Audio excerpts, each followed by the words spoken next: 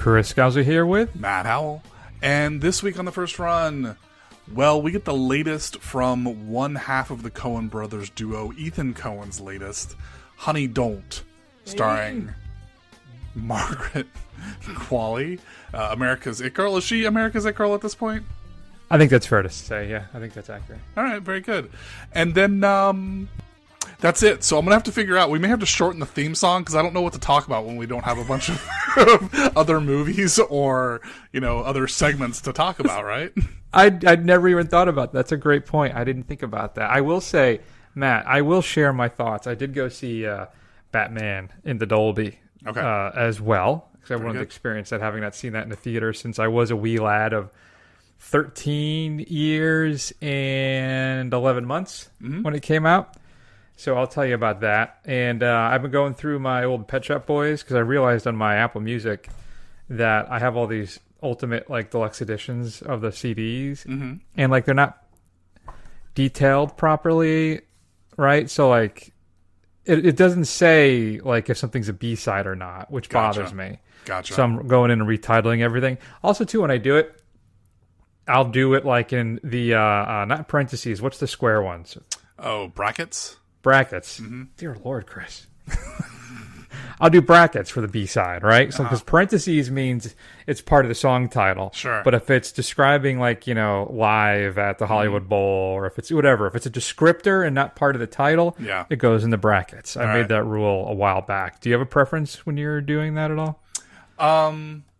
I can't say that I have done anything like that, but the way you described it makes sense to me. I will say that is an incredibly nerdy discussion we just had, and it is something that I would do, but it's not something I have done. All right, this is the show now, folks. Here's a clip from Honey Don't. I help people, Miss O'Donoghue. I see a need, and I fill it. You see a need and you exploit it. You don't know that. I see a need in you, a need to judge. I see you judging me right now, and that's okay. I forgive you. It's your way of shutting me out. I could help you with that, Help you open yourself up to people. Why not open yourself up? See what happens. You got nothing to lose but your fears. Thanks. I'll stick with my dildo. Helps me open myself, and it doesn't have a creep attached. Boom. So the other thing, too, Matt, about these Pet Shop Boys deluxe editions, what's really great about them is they come with these little books. And they actually have, the lyrics for the songs. And then after the lyrics, Chris and Neil kind of talk about what the song was about or what they thought about when they recorded it or the recording process and all that stuff, which is really cool. But when you get to the track listing at the end, it doesn't give you the detail of what song was a B-side, what one wasn't, right? So I have to research this too, just as I go. And it's very frustrating. So just keep that in mind, guys, next time you do these deluxe editions. Honey Don't. Honey Don't, why don't you tell us what it's about, Chris? So, by the way, West End Girls, I think probably one of the greatest pop songs of the 80s, if not ever. Right, it is a great song. Honey Don't is, as Matt said, by Ethan Coen, written as well by Ethan and his wife, Trisha Cook, which is a very interesting dynamic between the two of them, because she came out as a lesbian a few years ago. They are still married, and they have relationships outside of their marriage. They call it unconventional. And what I think is interesting about that is now they've made a few films in this, I don't know if it's an unofficial trilogy. Wikipedia has it as a lesbian B-movie trilogy. And we're clearly continuing that here with Margaret Qualley, who plays a private detective in Bakersfield, California. And she gets brought into a mystery where a soon-to-be potential client dies before they meet. And she gets kind of sucked into what happened to her and why. Meanwhile, there's some family troubles as well. She has a sister who has just a cornucopia of kids. Just a whole, baker's dozen almost of them. And she gets involved in that with one of the kids. Something happens to them. And the film's kind of sprawling like that, right? It doesn't actually have a definitive kind of narrative where everything kind of comes together at the end. And I will tell you, Matt, I am a sucker for a good private detective movie. I love these kind of movies. I really do. And I like how Coen kind of feeds us information as we go. We don't get everything out of the gate. We learn stuff about the characters as they grow and develop. And yeah, that's basically kind of what it's about, I guess. Yeah. All right. Well, I mean, so what do you think about this lesbian B-movie trilogy that we were now into the second film of, if we continue on this pace? Is Margaret Qualley as a somewhat predatory lesbian in both of them? Is that the one? Is this what we want? I am on board for the Qualley, current it girl thing. I do enjoy her. I've liked her for a while now. Even though I ended up finding out she was a Nepo baby, right? She's Andy McDowell's daughter. Right. But sure. I mean, I think this is an improvement over Drive Away Dolls. Yeah. Which is interesting because I think Rotten Tomatoes, Drive Away Dolls has a much better Rotten Tomatoes score than this does. Really? Yeah, but I enjoyed this more, though it's a bit... I have some problems with it. Mm-hmm. So am I on board for the third film in this? I guess so. I'm not particularly enamored by any of this. There's certain aspects of this film that I really enjoy. Most of it being the neo-noir kind of feel of it. But, sure. Yeah. Answer that. I mean, it's got that touch of Coen's kind of whimsy and farce to it, right? Yeah. Not a ton, but it's there, right? There are still, bits of it there. The ineptitude of Hector and his ever-escalating bouts of violence. Yep. The Australian guy who, I guarantee you is saying razor blades off of right off camera before he goes and bursts into Chris Evans having sex with someone. Mm-hmm. Chris Evans is fine, I guess. I mean, he's kind of a non-presence in this. I'm starting to worry about Chris. Yeah. I'll be honest with you. His Captain America is fun. It's good. But I'm trying to think of his non-MCU related work, right? And it's not great, right? It's not great. I mean, I think we liked Knives Out. And we liked Snowpiercer. Yeah, but overall, you're right. It's usually pretty underwhelming. He's been in a bunch of, unfortunately, some of those Netflix films, which have not been good. I'll confess I haven't seen The Gray Man. Sure. Maybe it's one of the greatest films ever made. But, I'm getting a little worried about my boy Chris. Yeah. I don't know. I think we've lost something with the breaking up of the partnership of Joel and Ethan Coen, right? And something isn't quite clicking, right? And it's not as funny as the heights of what the Coens are able to produce. It's not even close to a Raising Arizona or a Big Lebowski or maybe even a Burn After Reading, right? And it doesn't have the gravitas of their more serious work, right? No Country for Old Men or anything like that, where you haven't even gotten close to anything like that in a while. Nope. I kind of want Ethan Coen to get this out of his system to finish this kind of B-movie trilogy that they're putting together. And I want to see them do something a little more serious again. Something more in the vein of even I think it's probably too much to hope for No Country, but, the Serious Man or Inside Llewyn Davis or something like that, or Llewyn Davis, excuse me. Anything that's not kind of the funny Coens, because it doesn't seem to be working if it's only half of them there contributing. Yeah, no, I agree with you. I'm seeing, I thought I heard that they were doing something together again. No, I guess nothing here. The last thing they did together, right, was that Ballad of Buster Scruggs? Yeah, I think it was. Yeah, I think that was the last thing they did together. The last great thing they did. I mean, I like Hail Caesar, but Inside Llewyn Davis, I think, was very, very good. And that's 2013. We're going on 12 years now. Yeah. And I did like Joel's Tragedy of Macbeth. Mm-hmm. But, I think one of the big issues I have with this is it's just not taut enough of a thriller. It's too loose and kind of dangly. It's like in the end when we find the missing kid, right? Part of the problem is a lot of the aspects of the films feel like afterthoughts to me. The entire film feels that way to me. because it doesn't follow a traditional linear narrative where characters that are introduced end up having kind of nothing. There's no. I mean this in a positive way. There's no like Scooby-Doo-esque ending where, everything kind of just neatly ties up at the end, right? Some characters that we experience, we think the story's going one way, then it goes another, and they get, something happens to them like halfway through or 2/3 through. And I get that we're messing with the general structure of your typical film, right? That we're subverting our expectations. I don't have a problem with that. In fact, I welcome that. But it just feels like it needs to be tightened up. It's a little too lackadaisical for me with that stuff. I think the film has its jokes, but for me, it kind of lacks a little wit and style. It all feels so, and I'll talk about this with Batman too in a weird way, that the dialogue and the script serve to just advance us to the next scene more than just existing in a completely whole narrative experience.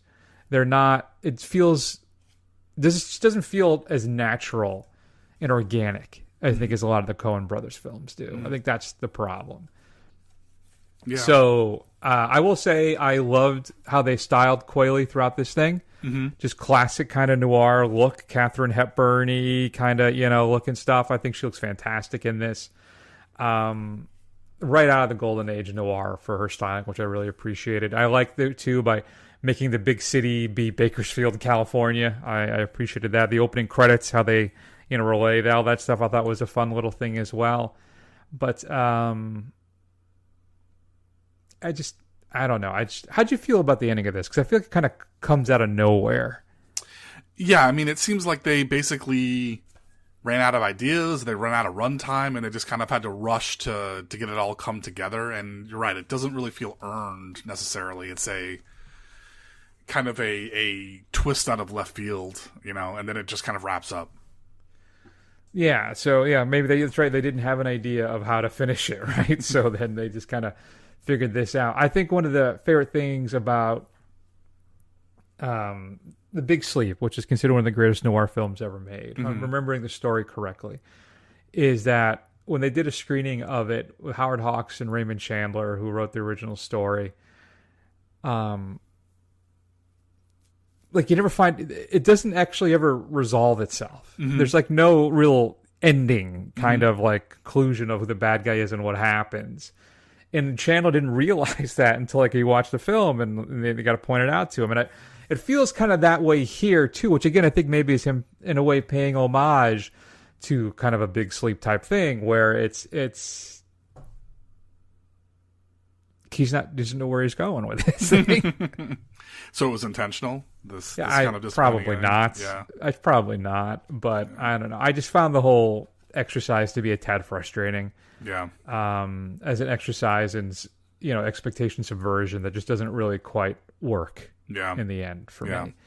Yeah, I agree. But I guess I will say this for a little bit of hope for you here. So I was kind of, as we've been looking through here, I've been scanning through IMDb, and it looks like they are back together, or at least they're working on a film together where Ethan is tied to direct, and they both co-wrote the script for something called The Zebra Striped Hearse, which I guess is another detective novel adaptation from the 60s.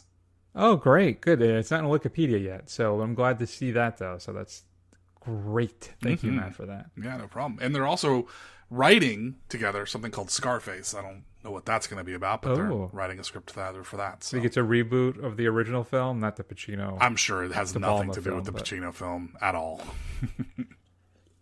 God, I would hope not. Although their take on it could be lovely. Yeah, well, certainly. Matt, well, I'm glad that we didn't just sit here like macaroni, because we are not macaroni, Matt. No, not at all. Which, if you see the film, you'll know what that's referencing, which is, again, something that's supposed to, I think, be played for big laughs. That was just kind of was like, okay. Quirky. How quirky. I'm giving this a C+. C+? Yeah. Yeah, I think I'm right there with you. I'm going to give it a C+ as well. Look at us.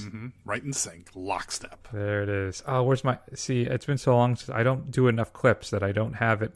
I don't have everything memorized as to where exactly it is. So now that I keep talking like this... In fact, but I need it for something else up there. Okay, that's there. And then there's this. Look at us. Hey, look at us. Look at us. Huh? Who would have thought? Not me. Not me. All right. So, if you had a chance to see Honey Don't, which is currently in theaters, we'd love to hear from you. Shoot us an email at feedback@thefirstrun.com. Matt, I'm just going to talk briefly about Batman. I'm not going to play a clip or anything, right? Okay. We'll just do this real fast. All right, good. Now we're going to talk about 1989's Batman, directed by Tim Burton. I still remember this day the outcry when they announced Michael Keaton was going to play Batman. And just how crazy, but people listen. If you're not of a certain age, like Matt and myself, maybe not even Matt. Matt's a good 15 years younger than me. I think. This film was a phenomenon. It was massive, and I adored this film when it came out. Matt, it was like a revelation, like a whole new world that opened up to me. 13, almost 14 years old, and it is just a very impactful, important film to me as a youth. I have not watched Batman after seeing it probably 24 times, if not 36 times, from 1989 to 1995 or something like that. I probably have not watched this thing in 20 years at least. At least. So they're showing it in the Dolby Theater. They're also showing it Batman Returns at 10 o'clock. But folks, I'm 50. I'm not making a 10 o'clock Monday night showing of Batman Returns, a film that's not going to start till 10:30. Mm-hmm. Right. So I just went for Batman, and I'll say this. I think technically the sound of it was really good. The visuals in the Dolby Theater were very strong, though I will say the image was a little soft at times. But I think that's just what's going to happen with a film that's this old that was shot on film. So it looks good for its age. I would say that I think Jack Nicholson, I didn't appreciate Nicholson's performance in this now as an elder myself, as a kid. He is really good in this. It's very funny. It's very over the top, and Nicholson is a blast in this. I think that the film itself is a bit clunky. I think the romantic subplot is dead on arrival between Keaton and Basinger. They have no chemistry whatsoever. And it just doesn't work between them. And that's when I'm talking about how a lot of the scenes serve to just advance the plot. It doesn't feel natural or organic through probably at least a third of the film. And the other weird thing too is everyone is surprised what Bruce Wayne looks like, though he's not a recluse. It's because in the opening scene when they have the press conference introducing Billy D. Williams, who got screwed, obviously, as Harvey Dent, I forgot that there's a chair in a name tag for Bruce Wayne. He's supposed to be there. So it's not like nobody knows who this cat is or what he looks like, but then every time somebody encounters him, you're Bruce Wayne? What? No. He's holding this gigantic chair? No. That thing didn't make any sense to me whatsoever. But what else did I like about it, Matt, seeing it again? Oh, just for being reminded of Anton Furst's work. Out of anything in the film that I think was influential, outside of the fact that it was a massive success financially, is Anton Furst's work building Gotham City, which is still kind of what you see to this day a lot of times when you watch any of the Batman movies. This kind of classic Gothic Art Deco smashed together with, I can't remember what it is now, but it looks fantastic. The set design, the production design, all of that stuff. It's really a marvel to behold. I enjoyed the miniature work as well, which is a lot more glaringly obvious as I'm older and in Dolby. Right. But overall, I think it was good. I had a good time watching it in the theater, Matt. It was well worth checking it out. That's good. I wish you could have done that too. I wish I could have, but you know what? I'm right there with you. I mean, I remember it being so. I am younger than Chris, right? Not by a lot, not by 15 years, by 4 years or so. But when you're a kid, that's a big gap, right? So when I was, 10, Chris was starting high school, right? So it's a bit of a different kind of vibe to it. So I remember really liking Batman. I remember watching it hundreds of times probably, but it's one of those things that I just don't have the ever urge to go back and revisit it, and I don't know why. Danny Elfman's score too, of course, sounds great as well. It usually that's interesting. does. Yeah. I will say I think Batman Returns is still my favorite, though I haven't watched that in a very long time either. So maybe I'll have to check that out in 4K. And I'll say one final thing. The color timing on this, and in the 4K from what I've read. I haven't watched it, even though, of course, I bought it like 2 years ago when it came out. But it's brighter than I remember. I thought the original film was much darker.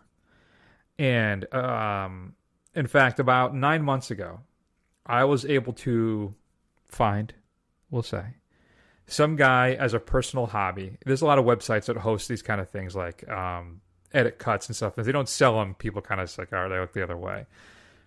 But he had a 35. I think it was a 35 millimeter.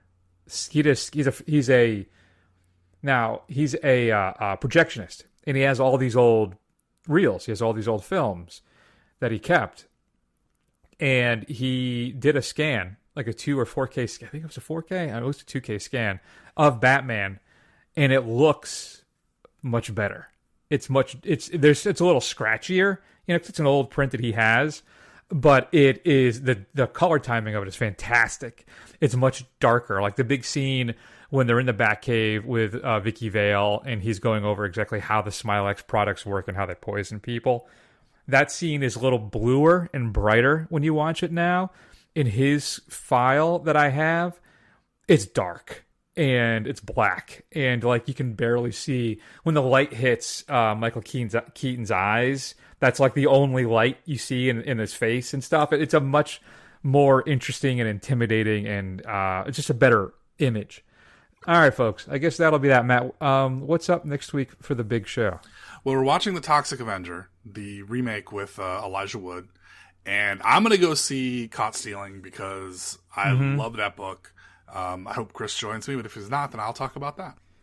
Yeah, I do want to... It should be on there. I was trying to figure out... Yeah, because... All right, that's fair. I still don't know what's going on with Highest to Lowest. Right. I think it just ran in the art house theaters here. I just realized. And I think it's going to be gone after this week. So Okay. we may have to check that out online afterwards. Sure. I think it's an Apple TV film, so it'll be a little while before it shows up. Yeah.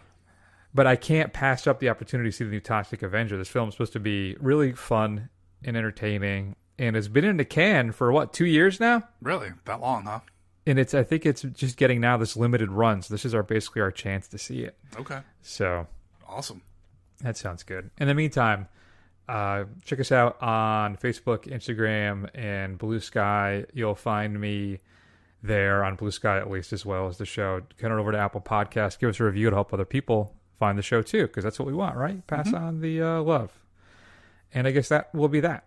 So, Matt, let's go ahead and take an extended break. I love you all very much. Please take care of yourselves, and we'll see you soon.